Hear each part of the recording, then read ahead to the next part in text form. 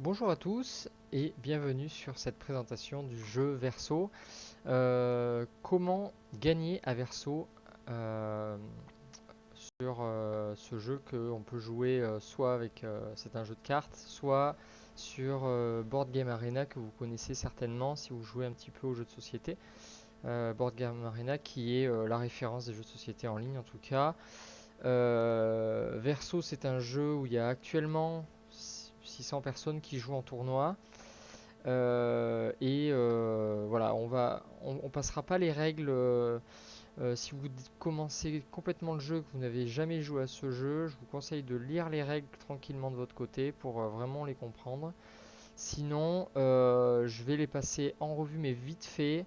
En gros, c'est un jeu où on a 30 cartes sur la pile.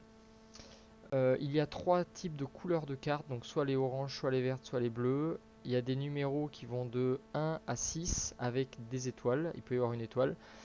Et chaque carte, si on la retourne, on a un numéro qui est plus 1 ou moins 1 ou une étoile. Donc quand vous avez un 3, vous savez que de l'autre côté, sauf s'il y a une étoile, vous avez soit un 2, soit un 4 d'une autre couleur. Et s'il y a 3 points ici, donc les points de vie sont définis, les points de victoire sont définis comme ça.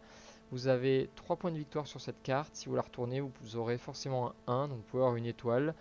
Euh, mais du coup, c'est soit un point de victoire, soit 3. Et ça alterne aussi. C'est soit 3 et dans ce cas-là, c'est un de l'autre côté. Si on avait une carte avec un point de victoire, si on la retourne, c'est 3. Voilà pour avoir dégrossi grossièrement. Maintenant, on va passer dans le vif du sujet de mes conseils pour remporter Verso. Alors, c'est un jeu qui, malgré tout, il y a quand même pas mal de chance. Mais si on gère bien la chance, on arrive quand même à gagner régulièrement. Moi, j'arrive quand même à gagner assez souvent. Et je reste en ce moment entre la 4 et la 10e place monde sur ce jeu. Voilà. Donc, il y a des séries où on arrive à perdre quand même, bien sûr, et c'est quand même un jeu de chance. Mais dans l'idée, moi, j'ai quand même ma stratégie qui permet de gagner régulièrement et qui fonctionne assez bien.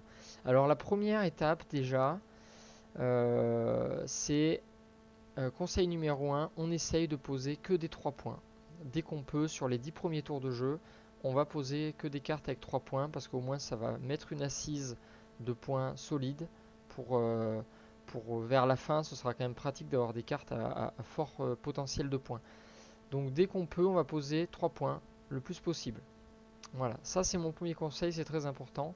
Si ça fonctionne, on va continuer comme ça et on va essayer à aller jusqu'au conseil numéro 2 qui est viser le carré.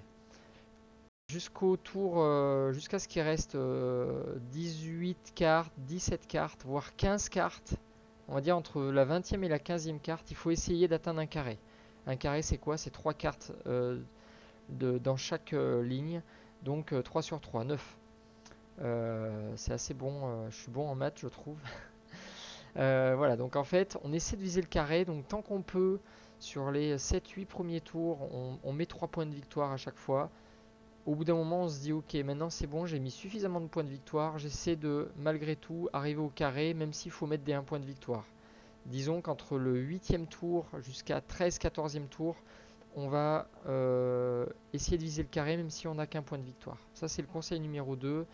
Le carré, c'est très pratique. Ça permet d'avoir 7 points de victoire d'un coup sans enlever une ligne. Donc si vous avez déjà joué un petit peu, vous savez que enlever une ligne, bah mine de rien, ça vous fait sauter deux cartes. Donc si vous faites avant le carré, si vous enlevez une ligne et que ça vous fait sauter deux cartes, c'est un peu plus compliqué pour remonter au carré après. Donc ça c'est un peu... Moi j'essaie d'être patient et d'arriver au carré coûte que coûte. Voilà le conseil numéro 2. Si l'adversaire vous coupe des lignes, et du coup, pour ceux qui ont joué encore une fois, je vous invite à lire les règles si jamais vous n'avez pas joué, mais pour ceux qui ont joué, quand on enlève une ligne, l'adversaire enlève sa carte la plus haute, enfin retourne la carte la plus haute, et du coup elle va se poser ailleurs. Dans ce cas-là, si quelqu'un fait sauter des cartes assez souvent, s'il prend trop d'avance, on va essayer de faire des points, mais par contre sinon, on s'alarme pas, on va être patient, ce sera un de mes conseils futurs. Donc en tout cas, on essaie d'aller au carré, même si l'adversaire il fait sauter quelques cartes, c'est pas grave, on est patient, ça va finir par payer. C'est un jeu qui quand même se joue dans le temps. Troisième conseil, on va valider si jamais on n'arrive pas au carré, qu'on voit on est à peu près 18e, 15e, il reste 15 cartes grosso modo, vous n'avez pas de carré, mais le jeu s'est plutôt déroulé sur une suite de cartes à fort point. Donc par exemple vous avez 3, 4, 5, 6 avec 3 points de victoire.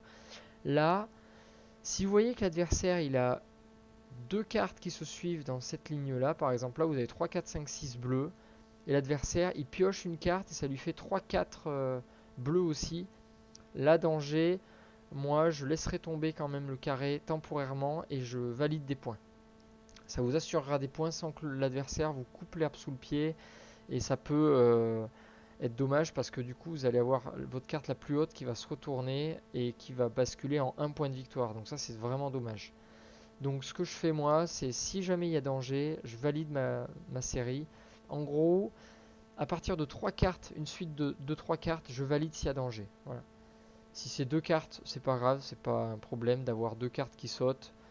C'est pas très dramatique. Par contre, si vous avez 3 ou 4 cartes qui se suivent, si l'adversaire il a moyen de faire sauter la ligne, il le fera, et vice versa. Si vous avez moyen de faire sauter une suite de 4 cartes d'un adversaire, il faut le faire parce que sinon ça va lui faire 12 points. Et 12 points c'est quand même très très fort. Ça fait très mal. Donc pas de risque là-dessus. Moi je tape direct dans une ligne, hein. Si j'ai 4 cartes de suite, il faut vraiment pas hésiter.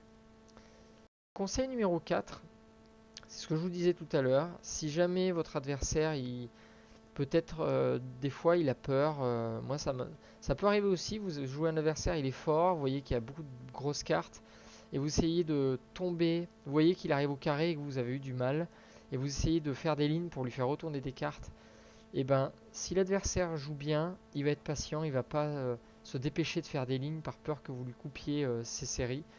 Et bien vice versa, si l'adversaire il vous joue des cartes, enfin il faut être patient. En tout cas, si l'adversaire tombe une ligne, vous continuez, vous essayez d'arriver au carré ou de continuer votre jeu. Il n'y a pas d'urgence tant que vous n'êtes pas Disons qu'il faut commencer à s'alarmer par rapport au score en dessous du 15e tour, 15e carte, entre 15 et 10.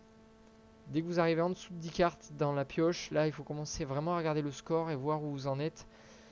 Parce que ça peut être dramatique si vous avez trop de retard. Mais avant, il faut prendre son temps. Ensuite, conseil numéro 5, c'est ce que je disais, on ne se laisse surtout pas distancer. Si au moment où il reste 20 cartes, vous avez 10 points de retard, c'est pas grave. Ça peut valoir le coup d'attendre pour essayer d'aller au carré. Mais en tout cas, on ne se laisse pas distancer quand il reste 15 cartes. Quand il reste 15 ou 10 cartes, il faut surtout recoller pour remonter. Sinon c'est dramatique, vous perdez, hein. Dès que l'adversaire s'est un peu joué, c'est mort, hein. S'il reste 10 cartes et que vous avez 10 points, c'est quand même risqué. C'est pas mort, mais on arrive vite à ce que l'adversaire pioche des cartes. Il en reste 6, 7.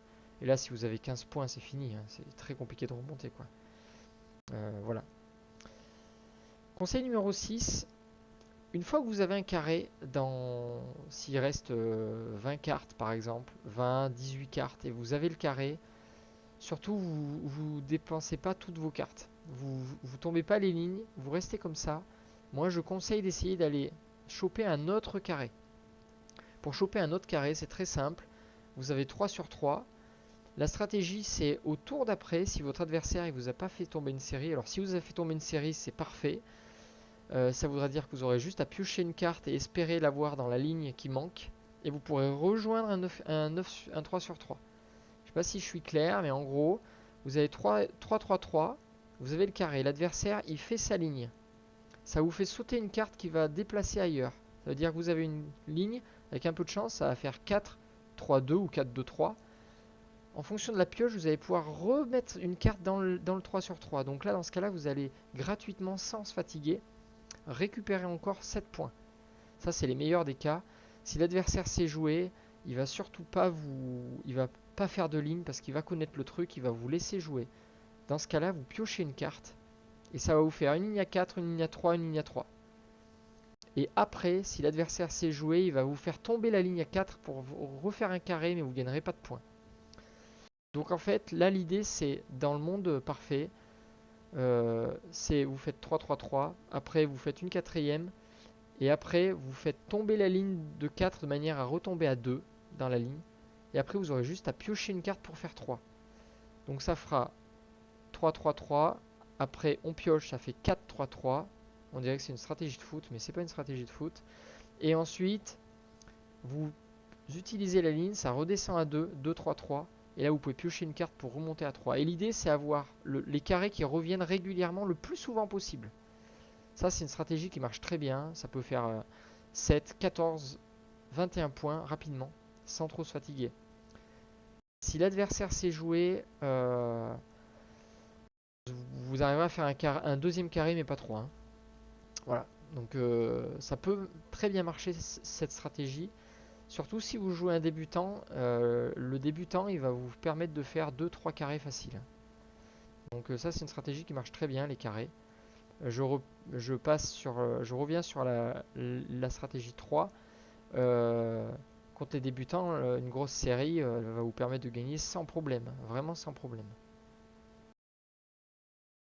On passe au conseil numéro 7. Alors ça, c'est à un certain niveau, c'est systématique.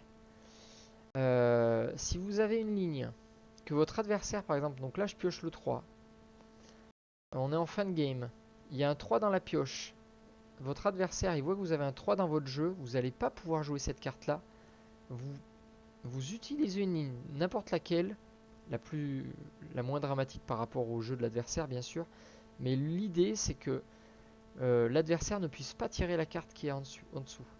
Donc si vous utilisez une ligne, le 3, si l'adversaire il a un 3 dans son jeu, il va devoir en tous les cas prendre une décision. Et s'il a déjà le 3 dans son jeu, ben le 3 il va pas pouvoir le piocher. Donc ça c'est très intéressant et ça marche systématiquement. Euh, à un niveau un peu élevé, les mecs ils en abusent. Ça c'est systématique et ça permet vraiment d'enlever une stratégie. C'est-à-dire que l'adversaire il va soit devoir passer une ligne, ça peut être très chiant, soit il va retourner la carte. Mais si il a des cartes, par exemple là il a que des 2 et des 4, bah, le 3 il va jamais passer sa carte retournée. Donc ça c'est important. Conseil 8, si vous avez de l'avance, c'est anticiper pour surtout pondérer les points et être tranquille sur l'avance. Ça c'est très important. Dès que vous avez 10 points d'avance et qu'il reste 10 cartes, surtout il faut essayer de voir les lignes où l'adversaire il va pouvoir remonter au score. Donc il va falloir regarder et en fonction de la ligne, faire les points de la ligne pour que l'adversaire surtout ne reprenne pas de son retard. Voilà, c'est un jeu d'anticipation quand même qui permet de limiter la chance, mais en fin de partie c'est quand même très important de pondérer, surtout si vous avez de l'avance. Et enfin le conseil 9, si vous avez plus de 10 points de retard à la fin, alors là c'est urgence, faut pas pondérer, sauf si vous avez le moyen d'avoir un carré, mais sinon on utilise les lignes, même s'il y a 6 points à prendre, vous les prenez, c'est pas grave, mais en gros, dès que vous arrivez à moins de 8 cartes, je dirais 7-8 cartes et que vous avez 10 points de retard, il faut essayer de prendre des points et croiser les doigts que vous ayez les bonnes cartes pour que ça marche. Sinon, c'est mort. Voilà, donc ça c'était les conseils de Verseau. Je vais les repasser en vitesse. Euh, Au début, on essaie les 10 premières cartes de poser que des 3 points. Ça va stabiliser la suite. Ensuite, on vise le carré. Donc, on essaie d'arriver à faire un carré avant la 10e carte. Ça, c'est très important. Ensuite, on valide une grosse série si l'adversaire peut potentiellement nous tomber une série. On est patient, même si l'adversaire fait une ligne de cartes. Ça, c'est important. On ne cesse pas de distancer. Le carré, on a la stratégie 3-3-3. Ensuite, on fait 4-3-3. On utilise une ligne pour redescendre à 2 pour remonter, pour essayer d'avoir un autre carré. Sinon, on fait le carré, après on essaie de faire une grande série, ça peut marcher aussi. Valider ligne si pioche. Si la carte elle existe déjà dans le jeu de l'adversaire, surtout on essaie de faire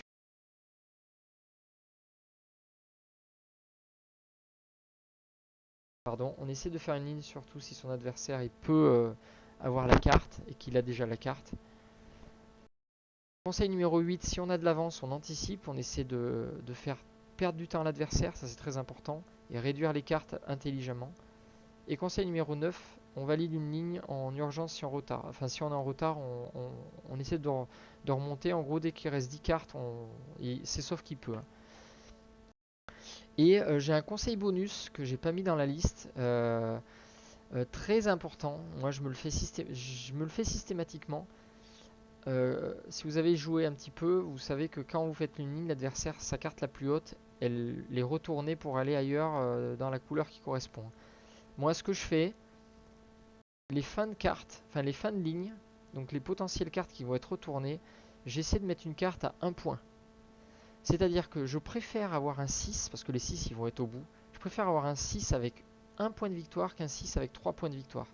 Parce que le 6 avec 3 points de victoire, il va systématiquement tomber avec une ligne d'adversaire. Donc, ou si j'ai un 6 avec 3 points de victoire, je vais essayer de valider ma ligne avant que l'adversaire me la fasse tomber.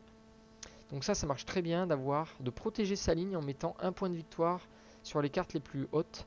Comme ça, vous êtes sûr d'avoir une sécurité si jamais l'adversaire il vous fait tomber une ligne. Quoi. Limite, vous avez une série, vous avez 1, 2, 3 bleu, 3, 3, 3, et vous avez 5, enfin vous avez une carte bleue, un 5 à 1 point de victoire, vous la posez. Elle va vous stabiliser, vous serez sûr d'assurer 9 points en fin de partie, par exemple. Si, imaginons, vous avez quelques points d'avance à la fin et vous avez 9 points sûrs parce que vous avez une carte plus haute qui vaut 1 point et qui va être retournée, mais c'est pas grave, alors là c'est bingo, hein. Là vous gagnez des points, vous êtes tranquille. Et voilà, normalement vous avez tous mes petits conseils pour gagner régulièrement à Verso. C'est un jeu de chance, donc vous ne gagnerez pas à tous les coups. Moi je gagne pas à tous les coups. Mais en tout cas, là j'arrive entre la 4 et 10e place monde très régulièrement. Je lutte pour monter plus haut, mais en tout cas, ça marche assez bien. En tout cas, ces points de cette stratégie-là. Donc n'hésitez pas si vous avez d'autres stratégies ou si vous n'êtes pas d'accord avec certains points à me faire un retour sur des choses qui vous semblent pas justes et que pour vous, vous joueriez différemment. Si vous avez d'autres conseils, je suis preneur. Ça me permettra de gagner aussi.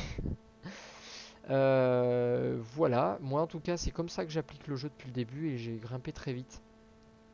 Donc n'hésitez pas. Voilà, j'ai pas pu vraiment montrer. Je vais vous montrer vite fait, mais en gros le tutoriel de Board Game Arena il est un peu moyen. C'est-à-dire que là je peux pas jouer comme je veux. Hein. Donc j'ai pas joué volontairement. Là, il va me demander de prendre ma carte, donc il explique tout ça. N'hésitez pas à utiliser Board Game Arena pour comprendre un peu plus les règles. Hein. Il n'y a pas de souci, ça marche bien. Là, continuer. Face visible, donc je vais prendre la carte face visible. Le jeu, il va retourner sa carte vu qu'il a un point de victoire. Là, il retourne 3. Moi, pareil, je retourne. Là, il va retourner. Et là, je crois qu'il va donc retourner. Et là, le jeu, je crois qu'il va avancer jusqu'à. Donc là, la carte, elle marche pas, hein, bien sûr. 4 et 4. 4 et 4. Voilà, et maintenant il va passer quelques coups parce que forcément il a appliqué. Donc là on arrive à 20 tours. Et on essaie d'aller au carré. Vous voyez, le jeu il essaie d'aller au carré, moi aussi. Là, il a une ligne qui se stabilise. Moi il y a un 6 par exemple, 3 points. J'aime pas trop, mais bon. Et là, le jeu il nous explique comment, bien sûr, utiliser une ligne. Et voilà, donc là je vais utiliser une ligne. Voilà. C'est intéressant, c'est vrai, ça lui enlève son potentiel carré. C'est vrai. Donc là, par contre, lui, il a une ligne qui est puissante. Il a 1, 2, 3, 5 avec les étoiles. Bon. 1, 2, 3, 4, 5, ça c'est compliqué dans le jeu. Hein. S'il a ça, bon, là, le carré, ce serait compliqué, mais je passe vite fait. Hein. C'est vraiment pour vous montrer un peu le tutoriel. Le mieux, c'est vraiment de faire des parties rapides. Hein. C'est ça qui vous assurera quand même de comprendre rapidement. Donc là, j'ai un carré. Et là, moi, ce que je ferais, je sais pas ce qu'il ferait le jeu, hein, mais moi, je prendrais, par exemple, si c'est à moi de jouer, je prends le 3. Ça me fait 1, 3, 4, 6. Et derrière, je fais la ligne pour redescendre à 2. Donc là, je sais pas ce qu'il va faire. Hein. Je passe, on s'en fiche. Ah non, il a fini. Voilà, c'était en tout cas Board Game Arena, le jeu. Donc n'hésitez pas à me dire ce que vous en pensez de ce tuto. Et voilà, moi je sais pas où, je suis redescendu là. Je suis là, 28. Voilà, donc je vais essayer de remonter. Écoutez, merci en tout cas pour cette visite et puis à bientôt.